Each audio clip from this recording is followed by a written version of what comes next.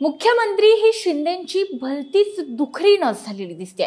एकदा मुख्यमंत्री बनल्यापासून आता खालची कोणतीही पदं ही शिंदेंना आवडेनाशी झाली आहेत। आता बघा ना, राज्यामध्ये महायुतीची नवी सत्ता स्थापन होऊन आणि फडणवीस मुख्यमंत्री होऊन वर्षही झालेले नाहीये आणि तरी शिंदेंच्या डोक्यामध्ये पुन्हा आपणच मुख्यमंत्री व्हावं असा विचार सारखा येतोय। यावेळी तर स्वतः शिंदेंच्या पत्नी अर्थात मिसेस उपमुख्यमंत्र्यांनीच त्यांच्या या सुप्त इच्छेला वाचा फोडली आहे। पण शिंदे असं उघडपणे का करतायत? त्यांना फडणवीस मुख्यमंत्री का नको आहेत आणि शिंदेंच्या मनामध्ये मुख्यमंत्री पदाची ही एवढी तीव्र इच्छा अजूनही कशी काय आणि कोणी जागृत ठेवली आहे? सगळं पाहूयात या व्हिडिओच्या माध्यमातून। नमस्कार, मी गौरी आणि तुम्ही पाहत आहात प्राइम टाइम महाराष्ट्र। सुरुवातीला एक महत्त्वाची आठवण, तुम्ही जर अजूनही आमचं चॅनेल सबस्क्राइब केलं नसेल तर ते जरूर करा। मनातून मुख्यमंत्री पद काही जात नाही असं म्हणत भर पत्रकार परिषदेमध्ये फडणवीसांसमोरच शिंदेंना चिडवणारे अजितदादा आठवतात। अजितदादांचं हे म्हणणं काही चुकीचं नाहीये, कारण आता जवळपास फडणवीसांच्या मुख्यमंत्री पदाला वर्ष होईल आणि तरीही शिंदेंच्या डोक्यात हे पद आपल्याला कधी मिळणार एवढंच घोळतंय। मुख्यमंत्री पदाची जादू, दुसरं काय? आणि फक्त यात शिंदे नव्या तर अजितदादा सुद्धा आता आहेत। या दोघांनाही सध्या मुख्यमंत्री पदाची खुर्ची सारखीच खुणावते, कारण शिंदेंच्या हितचिंतकांनी मुख्यमंत्री पदासाठी आता पुन्हा आर्जव करायला सुरुवात केली आहे। तर दुसरीकडे कार्तिकी एकादशी निमित्त अमोल मिटकरींच्या अकोल्यातील निवासस्थानी रंगलेल्या भजनाच्या कार्यक्रमामध्ये अमोल मिटकरींनी अभंग गात अजित पवारांच्या मुख्यमंत्री पदाची इच्छा बोलून दाखवली आहे। आणि दुसरीकडे कार्तिकी एकादशी निमित्त बोलताना उपमुख्यमंत्री एकनाथ शिंदेंच्या पत्नी लता शिंदे यांनी सुद्धा आता आपल्याला आषाढीला शासकीय महापूजा करायला आवडेल असं म्हणत शिंदेंच्या मुख्यमंत्री पदाची सुप्त इच्छा ज्याला वाचा फोडलेली पाहायला मिळते। महाराष्ट्रामध्ये दरवर्षी कार्तिकी एकादशीला उपमुख्यमंत्री पूजा करत असतात, तर आषाढी एकादशीच्या पूजेचा मान हा मुख्यमंत्र्यांकडे असतो। आता हाच धागा पकडत लता शिंदेंनी विठ्ठलाकडे आषाढी पूजेची संधी मिळावी असं साकडं घातलंय।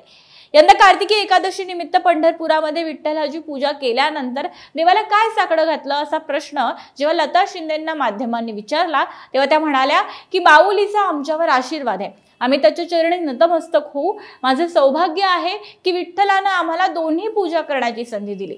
ज्या अर्थी आम्हाला कार्तिकीची पूजा मिळाली त्या अर्थी साहेबांवर विठ्ठलांचा आशीर्वाद आहे, त्यामुळे साहेबांच्या हस्ते विठ्ठलाची आषाढीची पूजा आता आम्हाला करता यावी पुन्हा एकदा, तर जनतेला आवडेल, फक्त मलाच नाही असं म्हणत लता शिंदेंनी शिंदेंची ही इच्छा बोलून दाखवली। आता इकडे शिंदेंसारखंच मुख्यमंत्री पदाचा जप करतायत, तर दुसरीकडे अजितदादांचे नेते का गप्प बसतील? मग अजितदादांचे आमदार अमोल मिटकरींनी सुद्धा अगदी थेट आणि स्पष्टच साकडं विठ्ठलाकडे घातलंय।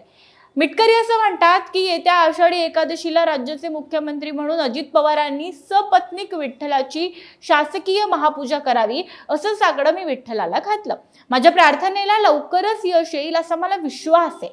अजित पवार राज्याचे मुख्यमंत्री व्हावेत हेच आमच्यासाठी विठ्ठलाचं राज्य आहे। आमचा नेता राज्याच्या सर्वोच्च पदावर असावा ही सर्वसामान्य कार्यकर्त्याची इच्छा आहे असं मिटकरी म्हणतात।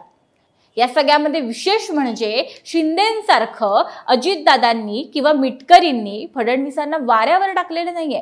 जर अजितदादा मुख्यमंत्री झाले तर मग फडणवीस काय करतील, किमान हे तरी मिटकरींनी सांगितलंय। मिटकरी असं म्हणतात की देवेंद्र फडणवीस हे केंद्रामध्ये आणखी मोठ्या पदावर जातील। त्यांची लोकप्रियता देशामध्ये किती आहे हे बिहारच्या निवडणुकीमध्ये आपल्याला सर्वांना दिसलंच आहे। आता प्रश्न असा आहे की फडणवीसांना स्वतः इतक्यात केंद्रात जायचंय का? तर काही दिवसांपूर्वी माध्यमांशी बोलताना फडणवीसांनी सांगितलं की आपल्याला इतक्यात केंद्रात जायचं नाही, आपला तसा काहीही विचार नाही। पण तरी सुद्धा अजितदादा आणि त्यांचे समर्थक आपल्या मुख्यमंत्री पदासाठी फडणवीसांना दिल्लीत धाडण्यासाठी टपलेले आहेत। पण बघा, जर एकदा मुख्यमंत्रीपद मिळूनही शिंदेंना ते पुन्हा हवं असेल तर मग अजितदादांचं काय? कारण त्यांना एकदाही मुख्यमंत्रीपद मिळालेलं नाहीये, त्यामुळे त्यांची या पदासाठीची इच्छा जरा अधिकच प्रबळ असेल आणि ते अगदीच साहजिक आहे।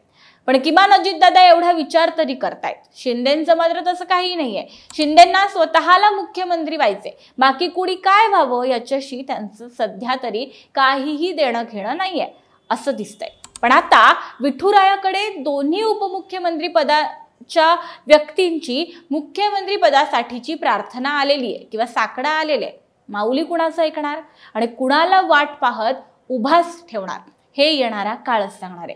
तुम्हाला याविषयी नेमकं काय वाटतं, तुमचं मत काय आहे? फडणवीस वगळता या 2 उपमुख्यमंत्र्यांपैकी कुणी मुख्यमंत्रीपदी विराजमान असावं? शिंदेंचं आणि अजितदादांचं हे साकडं हे फडणवीसांना वारंवार कुठेतरी अडचणींचा जी काही चाऊल आहे ती द्यायचा प्रयत्न करते का? तुमची सगळी मतं, तुमच्या प्रतिक्रिया, तुमच्या भावना आमच्या कमेंट बॉक्समध्ये नक्की सांगा. व्हिडिओ महत्त्वाचा वाटला तर लाईक करायला विसरू नका. धन्यवाद.